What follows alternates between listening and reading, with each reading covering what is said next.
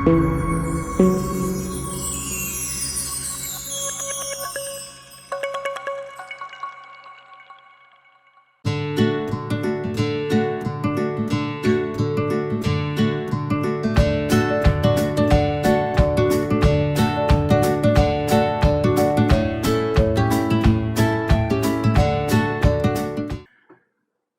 Dear students, आज मैं Saturday को फिर आप लोगों के सामने उपस्थित हूँ।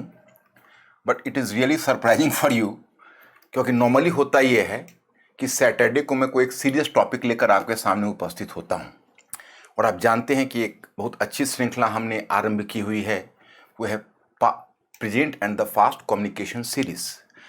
उसमें आपको अतीत और वर्तमान के बीच संवाद को समझने का अवसर मिलता है। आप में से बहुत सारे व्यूअर्स हो जिसका पूरा अप्रोच चेंज कर चुका है। कुछ लोग हैं जो अभी नहीं समझ पा रहे हैं, लेकिन टाइम विल कम, जब एक आध बार वो पेपर देंगे तब इसकी अहमियत को रियलाइज करेंगे। आज मैं थोड़ा सा उसे हटकर आप लोगों से बात करने आया हूं। और प्रीलिम्स एग्जामिनेशन आप समझ सकते हो कि विद इन 15 डेज अब ये काउंटडाउन शुरू है इसका, और कभी भी वह दिन आ जाएगा, वो फेटफुल डे कि you have to appear in the pre exam.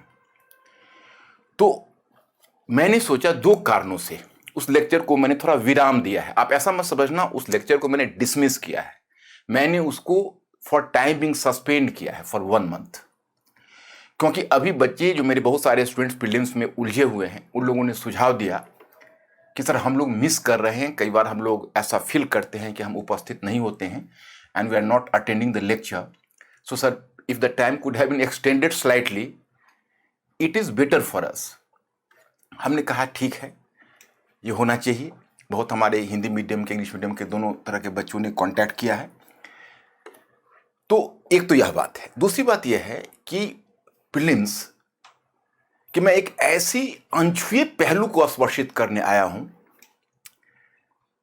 जो किसी भी स्टूडेंट के सक्सेस में बहुत मैटर करता है, लेकिन उस तक स्टूडेंट्स कभी सोच नहीं पाते हैं या लोगों का ध्यान उन पहलुओं पर नहीं जाता है। अब मैं इसे कैसे समझ पा रहा हूं, तो मैं 93 से प्रीलिम्स का बैच पढ़ा रहा हूं। मैंने कितने हजारों के हजार बच्चे अगर मैं काउंट करूंगा तो आप समझ सकते हैं 93 से अगर लाख प्लस में कहूं तो अभी कोई अतिशयोक्ति नहीं होगी। उतने बच्चों के मैं संपर्क में आया, एक से एक ऐसे बच्चों को भी देखा जिन्होंने प्रीलिम्स में काफ़ी डिफिकल्टीज फेस की और उन्होंने प्रीलिम्स क्वालिफाई किया। बहुत सारे बच्चों को ज़्यादा पढ़ने की समस्या हो गई थी, बहुत सारे बच्चों को लास्ट मोमेंट में बैलेंस न बनाए रखने की समस्या हो जाती थी, बहुत सारे बच्चे थे जो इजीली उसको निकालते हुए चले गए। So we are having a long experience in this regard. तो इसलिए आज मैं कुछ ऐसी चीज़ें शेयर करूंगा, यह फॉर्मल नहीं होगा, इनफॉर्मल होगा। आज मैं आपको अपने आइडियाज़ के अधिभार से दबाने नहीं आया हूं। आज मैं आपको अध्ययन की उष्मा से जलाने नहीं आया हूं। I am not going to create any challenge for you can say keeping any specific ideas in your mind. आज मैं बहुत ही सहज ढंग से आपसे कुछ लास्ट मोमेंट, आप इस मेरा टाइटल देखें the last minute tips for pre exam 2020, जो मैंने पिछले 27 ईयर्स में एक्सपीरियंस किया है। और मैंने ये एक्सपीरियंस किया है कि प्रीलिम्स में 20% रिजल्ट्स ऐसे होते हैं कम से कम, जो लास्ट के 1 वीक में और एग्जाम हॉल में जो बच्चों की प्रॉपर स्ट्रेटेजी होती है उसके आधार पर वो डिसाइड होते हैं result. I can visualise at least 1 week, the last 1 week, and your specific strategy in the exam hall is going to decide your future. 20% cases में मैंने ऐसा देखा है। इसलिए आज मैं कुछ उन अंतरंग बातों को कवर करना चाहूंगा जो आपके लिए बहुत ही आवश्यक है। देखिए, अब अमूमन मैं मान के चलता हूं नियरली थोड़ा सा प्लस माइनस अगर कैलकुलेट करूं तो 15 डेज के करीब है। अभी आप पहले आगामी 1 वीक तक आप अपने पुराने तरीके से चल सकते हो। 1 वीक पुराने तरीके का मतलब यह है कि अब मुझे लगता है कि आप लास्ट फेज में, रिवीजन के फेज में आ गए होंगे, बहुत ही नेचुरल है। तो आप उस रिवीजन को करिए। लेकिन अब धीरे धीरे मैंने आपको क्या कहा कि एक टाइम ऐसा था कि हमारी पहली रणनीति होनी चाहिए कि हमने जितनी चीजें कुतरी है पीछे, माने how many bytes you have taken, So now the time has come to chew and digest within the stipulated time. तो ऐसा नहीं कि च्यूइंग का प्रोसेस अब आप शुरू करेंगे। आपने जो पहले बाइट काटा है, जो कुतरा है, उसको आप चबाते आ रहे हैं। अब उसको कंसोलिडेट करने पर हम ध्यान दें, पहली चीज तो ये। अब ये 1 वीक आप और चल लेते, लास्ट के जो 1 वीक बचेंगे उसके लिए मैं कुछ खास बातें आपको बताना चाहूंगा, हालांकि आज के लिए भी वो एप्लीकेबल होगा। जब हम दोनों पेपर देखते हैं यूपीएससी के, तो आप जानते हो कि आपके जो वहाँ क्वेश्चंस होते हैं, जो टाइम स्लॉट होता है, उसमें कई बार आपको फर्स्ट पेपर में भी टाइम की दिक्कतें महसूस होने लगती है, सेकेंड पेपर में भी ये प्रॉब्लम आती है। तो पहली चीज, अभी प्रत्येक दिन कम से कम 100 मल्टीपल चॉइस क्वेश्चंस हमें क्रॉस करना है। 100 का प्रैक्टिस मिनिमम होनी चाहिए और वो फुल स्पीड में होनी चाहिए। लेकिन हाँ, एक बात ध्यान रखना है कि अब तक मैंने खुद सुझाव दिया था अपने स्टूडेंट्स को कि आप मल्टीपल चॉइस क्वेश्चन का उपयोग अपने ज्ञान के लिए ना करें, प्रैक्टिस के लिए करें। अब मैं उल्टी बात कर रहा हूं। आप मल्टीपल चॉइस क्वेश्चन को सॉल्व करके यह कैलकुलेट करने की कोशिश ना करें कि आपकी तैयारी अब किस स्टेज में है, क्योंकि अब the time has come to live, let us live even if it is right और रॉन्ग, कि we are well prepared for the exam. हम एग्जाम के लिए बहुत तैयार हैं। अगर इस तरह की धारणा हमारे अंदर आती है तो आज हमारे लिए वो ज्यादा उपयोगी है, ज्यादा यूजफुल है यह सोचने के कि हम एग्जाम के लिए तैयार नहीं। इसलिए अब अपने आप को टेस्ट लेना हम बंद करें, कोई टेस्ट नहीं लेना है। ओके, तो 100 क्वेश्चंस का हम इस्तेमाल करें कि हम डिफरेंट इंफॉर्मेशंस को सहज ढंग से लें। कुछ अगर हमारे मन में ये भाव भी आता है कि चलो हम ये क्वेश्चन सॉल्व करें, तो पूरे पेपर के बाद हम काउंट ना करें कि इसमें हमने कितना करेक्ट सॉल्व किया है। हमारा वहाँ मकसद ये होना चाहिए कि एक तो हमारी स्पीड में मेंटेन्ड है और दूसरा कि हम इसके सहारे बहुत सब कुछ ऐसी इंफॉर्मेशंस ले सकते हैं। मैंने you may realise one thing कि कई चीज ऐसा होता है, कई बार ऐसे डेटाज होते हैं कि जो डेटाज आप अगर पढ़ने के क्रम में उसे अगर एसिमुलेट करने की कोशिश करेंगे तो पढ़ने के क्रम में आप उसे एसिमुलेट नहीं कर पाएंगे। लेकिन अगर वही डेटाज आप मल्टीपल चॉइस क्वेश्चंस के फॉर्म में करेंगे तो मैं इन बातों को सहजता से आपके सामने लाना चाहता हूं और इसलिए मैं भी थोड़ा सहज हो जाना चाहता हूं। मतलब we have to be normal, कोई एक्स्ट्रा प्रेशर नहीं लेना है। तो हम इस प्रकार से आगे बढ़ेंगे। फिर विशेष रूप से जिसे आप कहते हो, जैसे कई ऐसे एस्पेक्ट आप देखोगे, जैसे आपको इकोनॉमिक सर्वे के ही हैं, आप इंडिया के ही एयरबुक के हैं, या बहुत ऐसे डेटाज होते हैं जो डेटाज पढ़ने में आपको ज़्यादा असुविधा होगी। तो बहुत सारे इंस्टीट्यूट्स के भी आते हैं, बहुत सारे इस तरह के मैगजीन्स में, जर्नल्स में आते हैं, उसको आपने इकट्ठा करके रखा होगा, मल्टीपल चॉइस फॉर्म में उसको देख लें, आपको ज़्यादा याद रहेगा। अगर आप उसे रीडिंग स्टडी मटेरियल के रूप में पढ़ोगे तो कई बार एसिमुलेट उतना बढ़िया नहीं कर पाओगे, तो वहाँ पर वो स्पेसिफिक तरीका आप अपना लीजिए।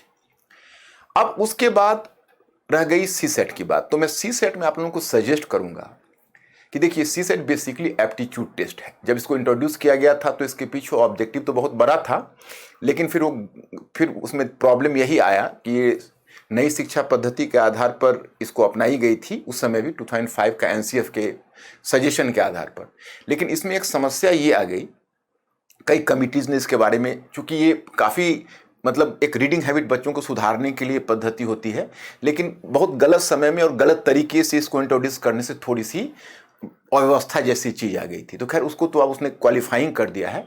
तो वहाँ पर मैं आपको सजेस्ट करना चाहूँगा कि आप क्वालिफाइंग को क्वालिफाइंग ना लें। आप ऐसा ना सोचिए क्वालिफाइंग है तो हमको इसमें कम से कम परफॉर्मेंस करना है। आप क्वालिफाइंग होने के बावजूद भी आपसे मेरा यही सुझाव होगा कि आप उसको सीरियसली और लास्ट तक इस तरह से पेपर को करें मानो उसमें आपको मार्क्स पाने हैं। कारण क्या है कि कई बार क्या होता है कि जिस चीज़ को हम बहुत लाइटली लेते हैं तो हमारे हाथों से निकल जाता है। कॉम्प्रिहेंशन वाले में चूंकि वो प्रैक्टिस वर्क की चीज़ है, इसलिए मैं सजेस्ट करना चाहूँगा आपको कि आप कम से कम 5 से 6 पीसेस रोज जब तक एग्जाम हॉल में आप नहीं जाते, आप बहुत फास्ट रीडिंग करते हुए कॉम्प्रिहेंशन को सॉल्व करने की कोशिश करें। उसमें मैं एक आपको सजेस्ट करना चाहूँगा, क्योंकि कॉम्प्रिहेंशन तो हम लोग का ग्रेजुएशन से में भी रहा है, उससे पहले से भी करते आ रहे हैं। तो उसमें जो खास के जो क्रिटिकल कॉम्प्रिहेंशन होता है उसमें उत्तर पाना थोड़ा सा चैलेंजिंग ज़्यादा हो जाता है। तो उसमें अगर आप पढ़ेंगे तो कई बार एक बार पढ़ने के बाद आपको दोबारा तीसरी बार पढ़ने की जरूरत होगी। और एग्जाम हॉल में समस्या होती है एक कि हमारे पास टाइम कम होता है। तो उसका एक सबसे सहज उपाय यह है कि पहले आप आंसर, जैसे नॉर्मली बहुत सारे कॉम्प्रिहेंशन के पीसेस ऐसे हैं जिसमें एक ही चॉइस आपको दिया हुआ है, नॉट मोर देन दैट। तो आप उस चॉइस को पहले हल्की सी नज़र डाल लीजिए तेजी से, तो उससे आपको पता चलेगा अच्छा इसमें पूछना क्या चाह रहे हैं। फिर अगर आप पीसेस को पढ़ेंगे, ये मेरा सजेशन है। वैसे necessity is the mother of invention, इसमें मैं इस बात को हमेशा जस्टिफाई करता हूं कि सभी लोगों के अपने अलग अलग मेथड है। अगर आप इससे बेहतर कोई मेथड को ईजाद कर रहे हो तो आप करिए, मुझे उसमें कोई आपत्ति नहीं है। मैं अपना एक्सपीरियंस आपको शेयर करना चाहता हूं कि तो फिर अगर आप पीस को पढ़ेंगे तो उसमें आपको ज़्यादा चीज़ों पर, मतलब रेलिवेंट बातों पर आपकी निगाह पहले जाएगी। पीसेस को पढ़ने में आपके बहुत सारे पीसेस ऐसे होते हैं जिसको इंग्लिश से ट्रांसलेट करके हिंदी किया जाता है, जिसमें परेशानी होगी। ये परेशानी आपको एग्जाम हॉल में भी आएगी। तो आप अगर इंग्लिश का पीस एग्जाम हॉल में है सामने, तो इंग्लिश के पीस देखकर उसमें जो रेलिवेंट टर्म है, जैसे आपने हिंदी में देखा वहां समझ में नहीं उस लाइन का मतलब आया, तो तुरंत इंग्लिश में डालिए तेजी से, फास्टली, क्योंकि आपको टाइम मैनेज करना है। तो आप उसको करिए, तो उससे क्या होगा कि थोड़ा सा आइडिया आपको मिल जाएगा, आप उस पीस को ज़्यादा बेहतर सॉल्व कर सकेंगे। फिर अब मैथ और रीजनिंग का भी एक पार्ट आता है। तो मैं तो इसमें यह सजेस्ट करूंगा कि जो पार्ट आपका ज़्यादा स्ट्रॉन्ग है, अगर वो तो एग्जाम हॉल की बात मैं आगे करता हूं कि उस हॉल में क्या करना है। फिलहाल आपको यहाँ प्रिपरेशन की बात है, थोड़ा सा मैथ और रीजनिंग के फॉर्मूला जो पीछे आपने प्रैक्टिस तो पर्याप्त किए हुए हैं, तो उसको फिर एक बार आप रिवाइज कर लीजिए, क्योंकि वो हमेशा रिफ्रेश करने की जरूरत पड़ती है। तो आप रीजनिंग और मैथ के फॉर्मूलाज को जब रिफ्रेश करेंगे तो उसमें मैं एक सजेस्ट करना चाहूँगा आपको कि जैसे अभी आपका 2010 ऑनवर्ड्स, 2010 के बाद ये नए सिलेबस के अनुसार आपका प्रीलिम्स हो रहा है। पहले जब आपका ओल्ड सिलेबस हुआ करता था, मतलब 2010 और अर्लियर, तो उसमें जनरल स्टडीज़ पेपर में 150 क्वेश्चंस हुआ करते थे और ऑप्शनल पेपर में जो 120 क्वेश्चंस हुआ करते थे, और 2.5 मार्क्स के ऑप्शनल होते थे और 1 मार्क्स का जनरल स्टडीज़ का क्वेश्चन होता था। तो उसमें 150 क्वेश्चंस होते थे। उस समय भी मुझे जहाँ तक याद है कि लगभग 14-15 क्वेश्चन मेंटल एबिलिटीज़ करके वो पूछते थे। तो वो जो मेंटल एबिलिटीज़ के क्वेश्चंस अभी आपका जो रीजनिंग मैथ पूछ रहे हैं उसी का इक्विवेलेंट है। तो उसमें कई क्वेश्चंस मैंने गौर किया है कि रिपीटेशन भी होता है। तो अगर पिछले कुछ वर्षों का मेंटल एबिलिटीज का क्वेश्चन सहजता से अगर आपको कहीं मिल रहा हो, उसके लिए आपको बहुत हाथ पांव मारने की जरूरत नहीं है, सहजता से मिल रहा हो, तो अगर उस पर भी आप एक नज़र डालें तो उस पैटर्न पर आपको कुछ क्वेश्चन मैथ रीजनिंग में अभी भी मिल सकते हैं। कई बार तो 1-2 क्वेश्चन रिपीट भी मिलते हैं, तो वहां पर वो आपके लिए उपयोगी हो सकता है। तो ये मेरा सजेशन है। अब जबकि आप लास्ट वीक में आएंगे प्रिपरेशन में, तो उसमें या अभी भी मैं यही कहूँगा कि अब नई बुक कोई सजेस्ट करे, नए सोर्स बताए, तो आप उसको एक्सप्लोर करने की कोशिश ना कीजिए। हाँ, आपको अगर ऐसा लगता है कि कोई बहुत रेलिवेंट चीज़ है जिसको अभी तक आपने नहीं देखा है और वो एग्जाम पॉइंट ऑफ से बहुत इंपॉर्टेंट है, उसमें बहुत ज़्यादा टाइम नहीं लगना है, तो बेशक आप उसको देखिए। लेकिन आप अपनी पुरानी स्ट्रेटेजी को चेंज करके अब फिर तैयारी का कोई नया तरीका मत अपनाइए, ना ही कोई नए सोर्स को, पुराने को रद्द करके नए सोर्स को पकड़िए। ओके, तो ये आपको करना है। फिर आप जब लास्ट वीक में जब आएंगे तो लास्ट वीक में आपका रिवीजन वर्क केवल चलता रहेगा, जिसमें कुछ चीज़ें तो आपने नोट डाउन, जॉट डाउन किया होगा पढ़ने के दरमियान, वो आपका रिवीजन वर्क में जाएगा। हो सकता है कुछ बुक्स में आपने अंडरलाइन करके छोड़ा हो, उसको रिवीजन वर्क में जाएगा। और इसके अलावा बहुत सारे मल्टीपल चॉइस क्वेश्चंस का इस्तेमाल आप सिर्फ और सिर्फ नॉलेज गेन करने के लिए करेंगे। हाँ, आप 100 क्वेश्चन फास्टली अगर सॉल्व करेंगे तो शर्त यही है आप उसको काउंट नहीं करेंगे। और जो क्वेश्चन आप नॉलेज गेन करने के लिए करेंगे उसमें आप उसको प्रैक्टिस वर्क की तरह नहीं करेंगे, आप उसको चॉइस देखकर केवल उसमें आप यह जानने की कोशिश करेंगे। हाँ, उसमें आप थोड़ा सा अगर चाहें तो उसमें आजमा सकते हैं, लेकिन उसको आप अपने परफॉर्मेंस का आधार नहीं बनाएंगे। नेक्स्ट वन, अब जब लास्ट वीक पर आप आएंगे तो तनाव काफ़ी बढ़ेगा। तो तनाव काफ़ी बढ़ेगा तो आपके दिमाग में एक स्वाभाविक सी बात आएगी कि अरे अब मैं, पता नहीं, मुझे कुछ भी याद नहीं। बहुत नेचुरल है। और विशेषकर देखो, इसमें 3 तरह के स्टूडेंट्स हैं। एक वो हैं जो इंटरव्यू के बाद भी जो फाइनल सिलेक्शन में जो रह गए होंगे या फाइनल सिलेक्शन जिनका हुआ भी है उनको ग्रेड सुधारना है, तो ऐसे बच्चे भी हैं। तो नेचुरली है कि वो थोड़ा ज़्यादा कॉन्फिडेंट रहेंगे, हालांकि प्रीलिम्स में तो थोड़ी बहुत डर सबको होता है और लास्ट तक। फिर सेकंड टाइप के बच्चे वो हैं जो पहले वो मेंस दे चुके हैं, अब वो दोबारा फिर प्रीलिम्स दे रहे हैं। तो ऐसे बच्चों को भी उनको आइडिया है, तो उन्हें उतना प्रेशर होगा, उन्हें भी प्रेशर होगा, लेकिन क्योंकि फिर तो आप फ्रेश उनको काम करना है, लेकिन उतना प्रेशर नहीं होगा। लेकिन जो स्टूडेंट्स फर्स्ट टाइम दे रहे हैं उनको एक्सट्रीमली टफ प्रेशर आता है। और लास्ट का जो 1 वीक है, वो 1 वीक तो एक ट्रायल होता है, उसमें बहुत तरह के संकल्प विकल्प आते हैं। आपको ऐसा लगेगा, you will start to think everything I have just read so far have just evaporated. अब सब दिमाग से उड़ गया, कुछ है नहीं। ऐसा बहुत नेचुरल है। और आपको फियर होगा, आपके कुछ फिजिकल सिम्टम्स भी अलग तरीके के फील हो सकते हैं, कई बार अपने को बीमार फील कर सकते हैं। ये सब बहुत ही नेचुरल प्रक्रिया है। तो माय स्टूडेंट्स, हियर मैं आपको सजेस्ट करूंगा कि यही मोमेंट है जब आपको फेस करना है, और इसका सबसे बेहतर तरीका है कि मैं झेल लूंगा, I have to face the situation. अब यहां पर मैं कहूं कि भाई आप गीता के कर्मवाद को अपनाइए, तो उसमें एक समस्या गीता के कर्मवाद को अपनाने में यह होगी कि उसके लिए उतनी आध्यात्मिक विकास या आध्यात्मिक समझ चाहिए। एक सामान्य व्यक्ति गीता के कर्मवाद के साथ जस्टिस नहीं कर सकता, क्योंकि उसके लिए बहुत ज्यादा आध्यात्मिक प्रशिक्षण की जरूरत है। It requires some sort of spiritual training which is not available to the common people. इससे बेहतर मुझे लगता है कि अमेरिकन एक नॉवेल है, art the you can say the old man and the sea, उस पर नोबेल प्राइज मिला है। सेंटियागो एक कैरेक्टर है, वो ज़्यादा इंस्पायर करेगा आज के मॉडर्न मैन को। कोड हीरो की तरह उसको हेमिंग्वे ने प्रयोग किया है कि बस अब व्हेल मछली समुद्र में उस धागे को खींचती हुई जा रही है, बोट पर उसका पूरा बोट खींचा जा रहा है, परंतु वो सरेंडर नहीं कर रहा, लास्ट तक केवल धागा नहीं छोड़ता है। And a time comes the fish naturally dies, और वो फिश को फिर आराम से अपने बोट पर रख लेता है। बस उसने बस इतना ही किया है कि हर स्थिति में धागे नहीं छोड़े, he didn't miss the thread. तो वो ताकत जो होती है, अब वही ताकत अपने लोगों को काम आएगी कि हमें फेस करना है। ठीक है, लाखों बच्चे तनाव में हैं, मैं भी उसमें एक हूँ, नेचुरल है, क्योंकि अटैचमेंट अगर आपको होगा तो तनाव होगा, क्योंकि तनाव और अटैचमेंट में बहुत ही गहरा संबंध है। जिस चीज से अटैचमेंट होगा उसका तनाव होगा। क्योंकि आज हम बहुत असहजता से आपको बात कर रहे हैं, ना मुझे टॉपिक आरंभ करने ना टॉपिक समाप्त करने का दबाव है, तो आज मैं भी थोड़ा सा आपसे आउट ऑफ वे जाके बात करना चाहता। इसी पर मुझे एक स्टोरी याद आ गई जो मैं आपसे शेयर करना चाहता। एक बार 3 ब्रदर्स जा रहे थे, तो सामने देखा किसी घर में आग लगी हुई है। तो दे स्टार्टेड टू इंक्वायर, किसका घर है, किसका घर है। तो पता चला कि वो फायर जहां है, वो आग लगी हुई है, दूसरे किसी का नहीं, उन्हीं का घर है। तो अब वो उसमें से 2 भाइयों ने रोना शुरू कर दिया दहाड़े मारकर। तीसरे भाई ने कहा कि भैया घबराइए नहीं, अपने मकान मुश्किल से 1.5-2 लाख के होंगे, हमने 3 लाख रुपए की इंश्योरेंस परसों ही करवा लिए। अब दोनों ने आंसू पूछे कि भाई 1.5-2 लाख के मकान गए, 3 लाख मिलेंगे, तो रोना छोड़ के हंसना शुरू कर दिया। बस इसी बीच छोटा भाई फिर उसे बोलता है कि देखिए ऐसा है भैया कि मैं उसी रिसिप्ट लेना भूल गया था, I miss to take the receipt. अब रिसिप्ट लेना भूल गया था का मतलब यह है कि अब वो उसकी ईमान पर, ऑनेस्टी पर डिपेंड करता है, पता नहीं क्या करेगा। तो जिस समय वो सुना तो फिर उन दोनों ने रोना शुरू कर दिया। तो मतलब देखिए, हाउस वही है, सत्य एक ही है कि वो जल रहा है तब रो रहा है, फिर वही हाउस जल रहा है तो हंस रहा है।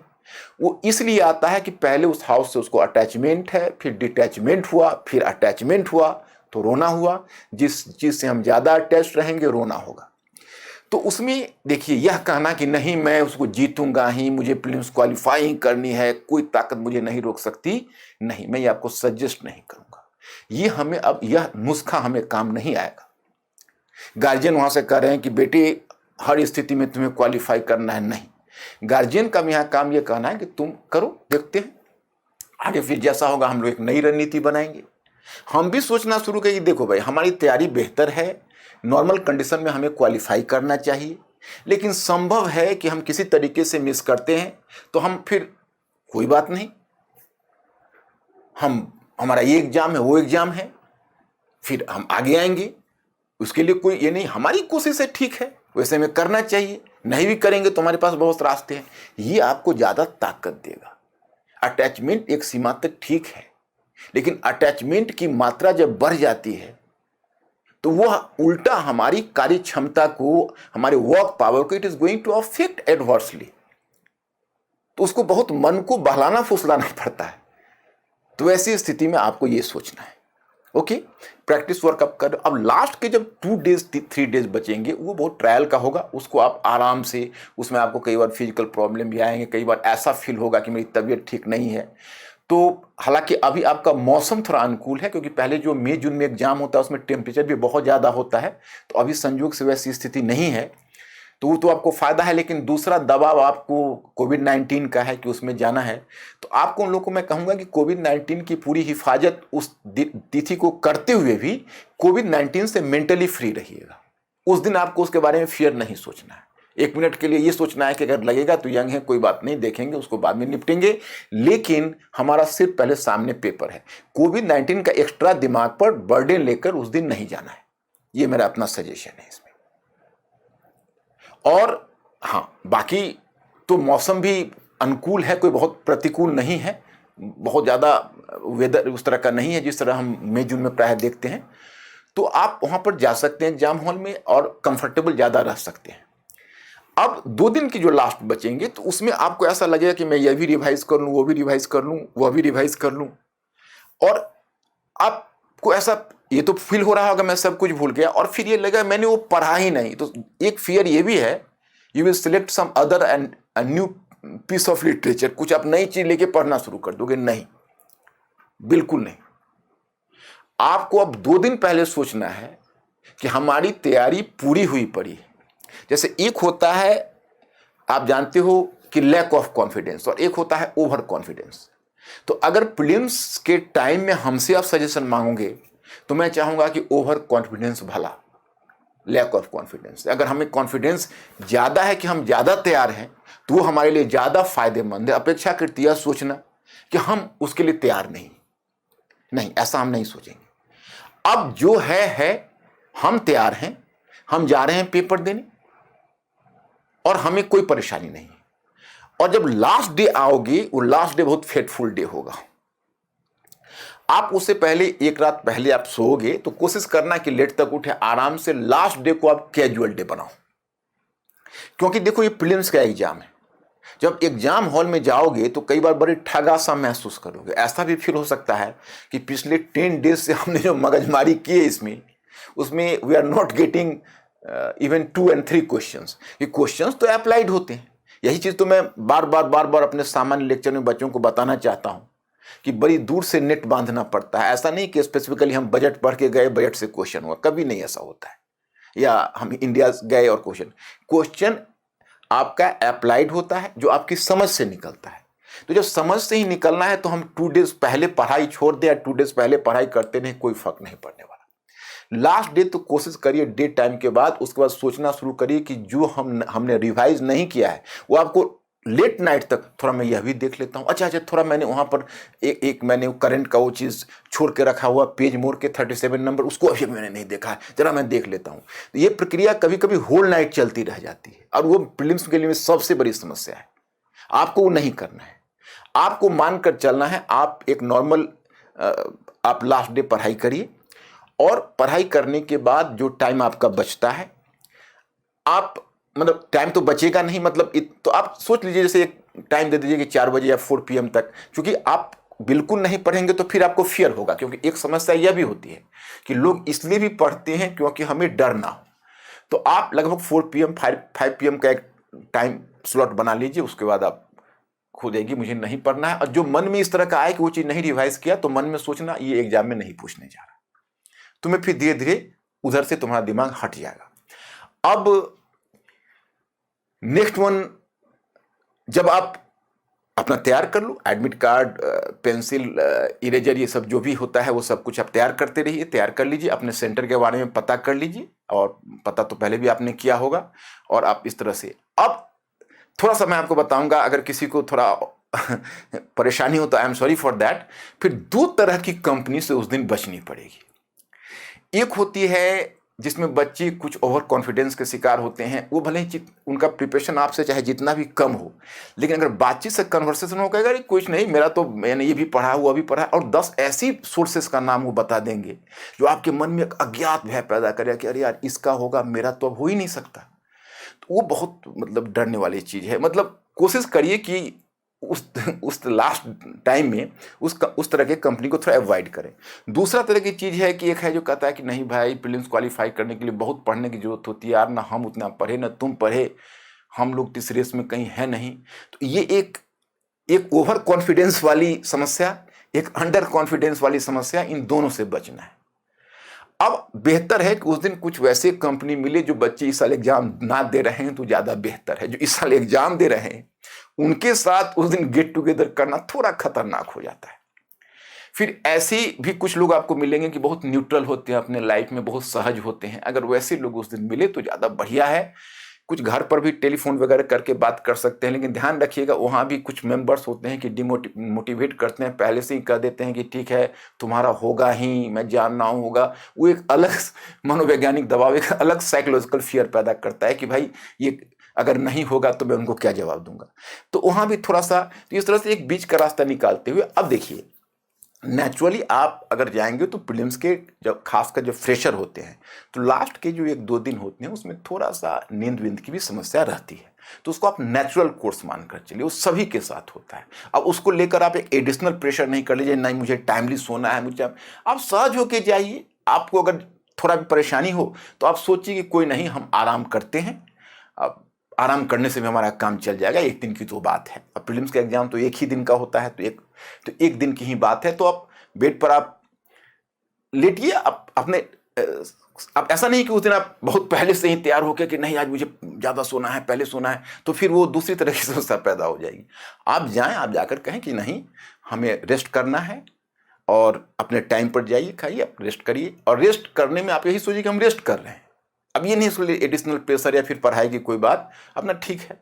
लास्ट के 1 वीक में एक सजेशन मैं दूंगा कि ऐसा अगर आप करें तो सबसे बेहतर है कि जो आपकी हॉबी है, अब हॉबी में मूवी देखना तो भी पॉसिबल नहीं है, आप जानते हो कि मल्टीप्लेक्स खुला हुआ नहीं है, लेकिन जैसे आप म्यूजिक सुनते हो या कोई टीवी सीरियल देखना चाहते हो, कुछ भी जो आप पसंद करते हो, हाफ एन आवर 1 घंटे अपने हॉबीज को दो। वो हॉबीज आपको ज्यादा सहज बनाएगा, इसलिए give 1 hour, half an hour to your hobbies. तो ये भी आपके लिए उपयोगी होगा।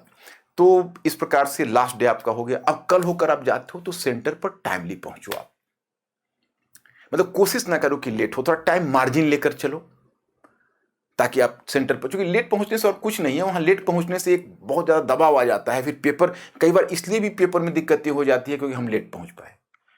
खैर ज्यादा लेट होने पर तो डिबार भी कर देते हैं, उतना लेट की बात नहीं चलती है, लेकिन थोड़ा भी अगर लेट, मान लीजिए आप बच्चे क्लास में हॉल में जा रहे हैं, उसी समय आप ऑटो से उतरे और दौड़े हुए आप भी हॉल में जा रहे हैं, तो थोड़ा सा लोग सहज नहीं हो पाते।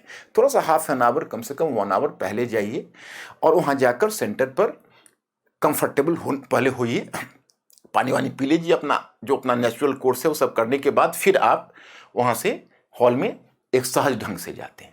लेकिन इस बीच ना तो ऑटो पर ना वहां पढ़ने की कोशिश करिए। प्रीलिम्स के एग्जाम में कोई फायदा नहीं है उससे, एक भी डेटा वहां आता नहीं। और उधर आप सेंटर पर फिर आपके सामने एक बहुत बड़ा डाइवर्जन होगा, एक बहुत बड़ा डिस्ट्रैक्शन है जिससे आपको बचना है। सेंटर पर जाएंगे, देखेंगे भाई स्टूडेंट्स लोग ऑटो से उतारे बगैर हाथ खोले हुए और कुछ डेटा याद करते हुए, कुछ देखोगे सामने कोई गार्डन है उसमें जाकर बैठ के पढ़ रहा है, कुछ बच्चे गड्ढे में बैठ के पढ़ रहे हैं। मैंने ऐसा लगेगा पूरे सेंटर पढ़ रहे हैं, तो आपको ऐसा फील होगा अरे ये लोग क्वालिफाई करने जा रहे हैं, मेरा क्या, जब इतनी अच्छे अच्छे पढ़ने वाले हैं तो उसमें मेरी क्या जगह है। बट नो, वो कुछ नहीं, उससे फर्क पड़ता है। वो घबराहट होती है जिसको लोग दूर करने की कोशिश करते हैं गार्डन में या किसी इसी जगह पर, इस तरह की चीज जगह पर पढ़ के। नहीं तो लास्ट मोमेंट में प्रीलिम्स में क्या देखना, जो देखना है वो अप्लाइड क्वेश्चन आपके आते हैं। अगर आप वहाँ केवल दिमाग को स्थिर रखेंगे तो आप कम से कम 8 से 10 क्वेश्चन पर केवल आपका मस्तिष्क सहज हो, उसमें क्वेश्चन का परफॉर्मेंस बढ़ सकता है। तो इसलिए कॉन्फिडेंस को कभी भी ना हिलने दे एग्जाम में। वैसे तो देखो सारे एग्जाम में कॉन्फिडेंस की अपनी जगह होती है, हम केवल प्रीलिम्स एग्जाम की बात नहीं करते, लेकिन जो प्रीलिम्स एग्जाम है उसमें कॉन्फिडेंस बहुत ज्यादा मायने रखता है। क्योंकि अगर आप में लैक ऑफ कॉन्फिडेंस हुआ तो प्रत्येक क्वेश्चन पर कंफ्यूजन आने लगता है। आपने कई बच्चों से इस प्रकार की बातें सुनी होगी। So many students are just making a complain कि हमने 5 क्वेश्चंस को करेक्ट पहले लगाए थे और बाद में उसको इरेज करके फिर हमने इनकरेक्ट चॉइस ले लिया। ये बड़ा ही नेचुरल सिम्टम होता है प्रीलिम्स में, और ये सिम्टम इसलिए होता है क्योंकि लैक ऑफ कॉन्फिडेंस के कारण होता है। तो अब आप एग्जाम हॉल में जाते हैं। अब एग्जाम हॉल की रणनीति बताता हूं। एग्जाम हॉल जाए, पेपर देखिए, एक नजर आप पेपर पर मारिए। कई बार पेपर बहुत डिफिकल्ट आपको लगेंगे। तो पहली बात कि आप पिछले साल जो सिलेक्शन का बेंचमार्क था जितने क्वेश्चंस का, उस बेंचमार्क आप अपने दिमाग में ना रखें, क्योंकि हर साल के बेंचमार्क फ्रेश होंगे। हो सकता है कि इस साल का पेपर ज्यादा टफ हो तो कट ऑफ नीचे जाएगा, और आप सिर्फ पिछले साल के अगर आप पैरामीटर से अगर आप अपने आप को जज करके पहले ही अगर उससे बाहर कर लेंगे, तब तो आप युद्ध लड़ने से पहले ही हार जाएंगे। नहीं, हमें पीछे वाला कुछ भी याद नहीं रखना, फ्रेश देखना है। अब फर्स्ट राउंड में आप वैसे क्वेश्चन करते हैं जिस पर आप कंफर्म है कि हाँ इसका आंसर ये होगा। फर्स्ट राउंड में किया। अब 100 का पेपर है, आपने देखा कि भाई फर्स्ट राउंड में आप 25 क्वेश्चन किया। क्वेश्चन देखने के टाइम में आप जहां जहां क्वेश्चन में आप फंसते हो वहां पहली आपकी प्राथमिकता होनी चाहिए कि जिसमें आप बिल्कुल सहज हो, जिसमें आप कंफर्टेबल हो, उस क्वेश्चन को सबसे पहले करें। उसको आपने कर लिया, करने के बाद आपने काउंट कर लिया। उसको काउंट करके आप वहां पेंसिल उठाओ, जितना करेक्ट है उसको तुरंत आप एक एक क्वेश्चन को मिलाकर उसको पहले फिल कर लो। फिर सेकेंड राउंड में पलटो। आप अपना भी कोई मेथड आपके पास है तो ईजाद कर सकते हो। जो मैं समझता हूं, जो मैं अपने एक्सपीरियंस में अनुभव किया है, वो मैं आपसे डिस्कस करना चाहता हूं। लेकिन उसको आप कई बार क्या होता है कि आप पेपर करने में इतने व्यस्त हो जाते हो कि लास्ट में जब उस चॉइस आप बनाते हो और उसके ऊपर जब उसका आंसर शीट को भरते हो, तो या तो आप इतनी जल्दबाजी में रहते हो कि उसमें उसका कहीं ना कहीं ब्रेक हो जाता है नंबर, और फिर गलत नंबर पर वो डल जाता है। तो इसलिए सहज रूप में उसको भरने की जरूरत है, क्योंकि आपका जो यहाँ परफॉर्मेंस है वो आंका तो उसी आधार पर जाएगा क्योंकि कंप्यूटर आपको एग्जामिन कर रहा है। तो ये एक समस्या आती है। दूसरी समस्या आती है कि कई बार कई बच्चों का कंप्लेन होता है कि मैंने लास्ट में क्वेश्चन तो कर दिया था, लेकिन जब मैं उसको आंसर शीट को भरने लगा तब तक टाइम हो गया और मेरी कॉपी छीन ली गई, और मेरा 5 या 7 या 8 इस तरह के क्वेश्चंस को मैं फिल ही नहीं कर पाया। तो वैसी स्थिति से बचने के लिए भले ही 25 क्वेश्चन ही आपने किए हैं, उन 25 को पहले आप फिल कर लीजिए। फिर सेकेंड राउंड में आते हैं तो अरे देखेंगे कि अरे कुछ नहीं, 15-20 क्वेश्चंस आपको ऐसे मिल जाएंगे कि थोड़ा थोड़ा दिमाग लगाने से अरे ये हो जाएगा, फर्स्ट राउंड में हमें नहीं दिखा था। फिर आपने उसमें 15 क्वेश्चन 20 क्वेश्चन कर लिए। अब आती है उस क्वेश्चन में फाइट करने की जिसमें स्लाइटली रिस्क है। तो उसी रिस्क में हर एक थोड़ा सा, तो आपको देखिए, आप और कोई क्वेश्चन करते हो तो आप जानते हो कितना मार्क्स मिलेगा, और क्वेश्चन गलत होता है तो कितना मार्क्स कटेगा। तो आप जानते हो कि दोनों के बीच कितना फर्क होता है। तो इसलिए थोड़ा तो सिलेक्टिव रिस्क आपको कुछ क्वेश्चंस पर लेना पड़ेगा। अब वहीं पर आपकी तैयारी मायने रखती है कि आपके पास कितना सहज ज्ञान है। एक टॉपर ने बहुत अच्छी बात कही थी एक बार कि प्रीलिम्स में हम 25% क्वेश्चन जानते हैं और 25% क्वेश्चन नहीं जानते हैं, और शेष 50% क्वेश्चन जानते भी और नहीं भी जानते, दोनों बातें। तो मतलब वो जो 50% क्वेश्चन हम जानते और नहीं जानते, यहीं से सफलता और सफलता डिसाइड होती है। जो क्वेश्चन सहज है उसको अधिकांश बच्चे कर देते हैं। जो क्वेश्चन बहुत कठिन है उसमें देखेंगे कि पूरे सेंटर के सेंटर खाली हो जाते हैं। हॉल में तुम देखोगे तो आपको दिखेंगे, बाहर जब निकलोगे, क्या बॉस वो क्वेश्चन, तारे कुछ सभी ऐसे ऐसे हाथ हिलाएंगे, नहीं। तो वो आपके फेट को डिसाइड नहीं करते हैं। बहुत एबनॉर्मली डिफिकल्ट क्वेश्चन है, leave them, no problem at all. लेकिन सबसे फ्रेशर्स के साथ दिक्कत होती है कि जब हम प्रिपरेशन शुरू करते हैं तो हम सहज क्वेश्चन पर हमारी निगाह कम जाती है, और वैसे जो एबनॉर्मली डिफिकल्ट क्वेश्चन है उस पर निगाह ज़्यादा जाती है। तो मैं यहाँ पर आपसे यह कहना चाहूँगा कि आप ऐसे सहज क्वेश्चन को तलाशिए, और उस सहज क्वेश्चन के आधार पर पहले आप परफॉर्मेंस करिए, और फिर जो बहुत डिफिकल्ट क्वेश्चन आता है, जो बिल्कुल ही आपके एम्बिट से बाहर है, जिसमें आपको रिस्क लगता है, उसको छोड़ दीजिए। लेकिन जिसमें आपको लगता है कि आप सिलेक्टिव रिस्क ले सकते हो, वैसे क्वेश्चन को आप सिलेक्टिव रिस्क ले सकते हो। अब इतनी के बाद आप एग्जाम हॉल से निकलो तो आप यह लेट डाउन मत फील करो, या पूरी पेपर के दरमियान यह मत सोचो, हो सकता है क्वेश्चन बहुत ज़्यादा टफ हो, आपको बहुत ज़्यादा टफ लग रहा हो, लेकिन आप ये देख रहे हो, अगर आप ऐसा सोचना मत शुरू करो कि मेरा परफॉर्मेंस बहुत खराब हो रहा है, तो फिर आपका उत्साह भंग हो जाएगा। आप वहां अपने आप को कॉन्फिडेंट रखो और लास्ट मिनट तक आप फाइट करो। हो सकता है जब आप बाहर आओ तो पता चले कि आपका परफॉर्मेंस फिर भी बेहतर है, औरों का परफॉर्मेंस और भी खराब है। तो सिलेक्शन तो सबको मिलाकर होना है, आप तो जानते हो कि आपका जो एवरेज परफॉर्मेंस के आधार पर होना है। तो इसलिए इस तरह का हम कोई भी रिस्क ना लें। अब जब बाहर निकल कर आते हो तो वहाँ पर कई मित्र भी हो सकते हैं, कहीं और भी सहपाठी, कोई अपने फ्रेंड्स जो आपके साथ पढ़ते हैं, आपके जो क्लासमेट्स हैं वो भी मिल सकते हैं। तो उसमें आप ध्यान करना, जब तक आपका सेकंड पेपर ना हो जाए, फर्स्ट पेपर का क्वेश्चन डिस्कस ना करना।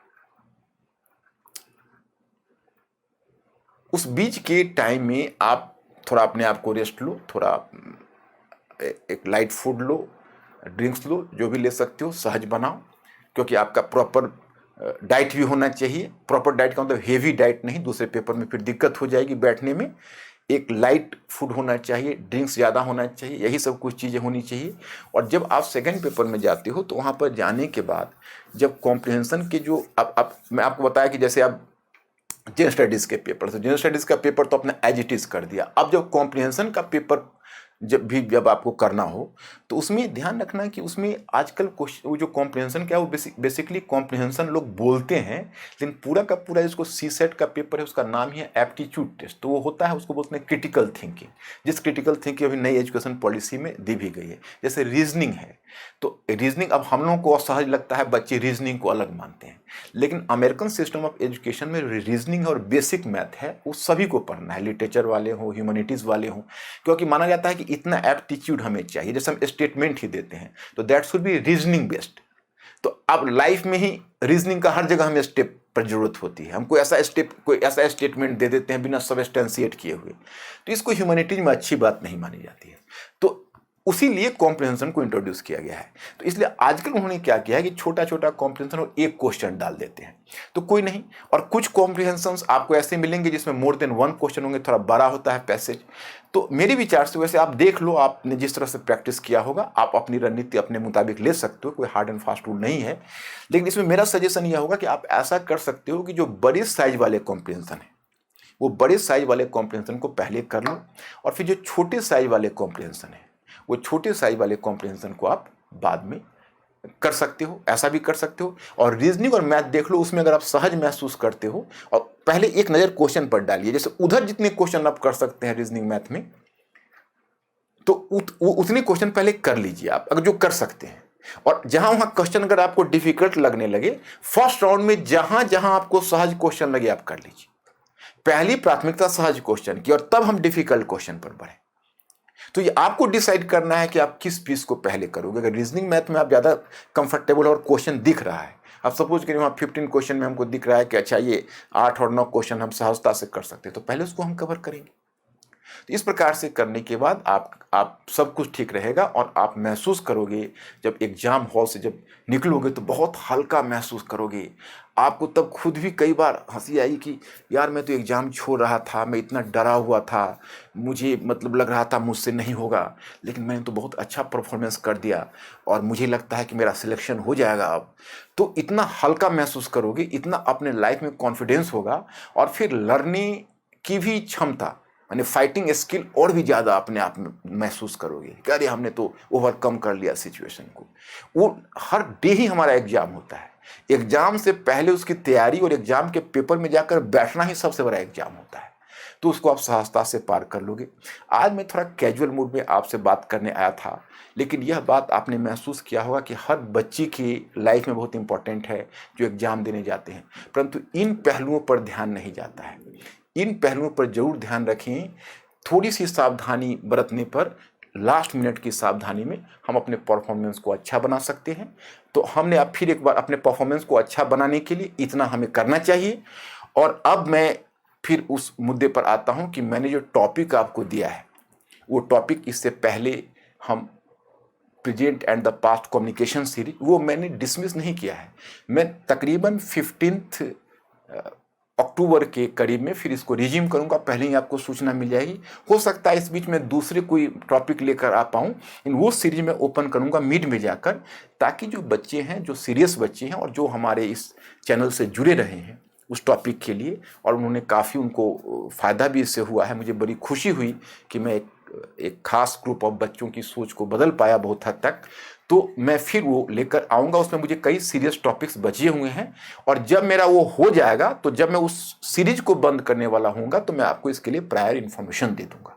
क्योंकि फिर मैं दूसरा सीरीज कुछ और शुरू कर सकता हूँ। मैं देखूंगा जो आप लोगों के लिए कौन सा ऐसा उपयोगी होगा, और नहीं तो इस सीरीज़ को जब तक होगा तब तक जारी रखूँगा।